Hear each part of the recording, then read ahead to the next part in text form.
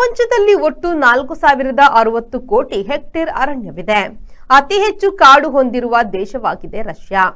ರಷ್ಯಾವು ಪ್ರಪಂಚದ ಒಟ್ಟು ಅಟವಿಯ 20% ಹೊಂದಿದೆ. ಇಲ್ಲಿ ಕಾಡು 81.5 ಕೋಟಿ ಹೆಕ್ಟೇರ್ ಇದೆ. ಬ್ರೆಜಿಲ್ 49.7 ಕೋಟಿ ಹೆಕ್ಟೇರ್ ಕಾಂತಾರದೊಡನೆ ಎರಡನೆಯ ಸ್ಥಾನದಲ್ಲಿದೆ. ಆದರೆ ಪ್ರಪಂಚದ ಅತಿದೊಡ್ಡ ಮಳೆಕಾಡು ಅಮೆಜಾನ್ ಈ ದೇಶದಲ್ಲಿದೆ.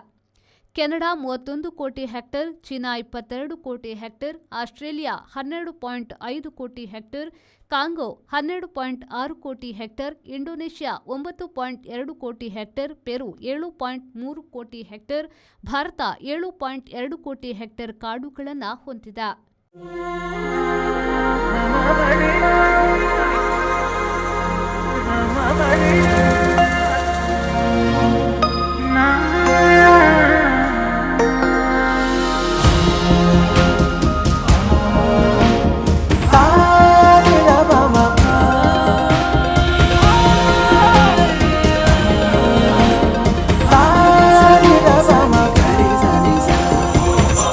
VNR Gold.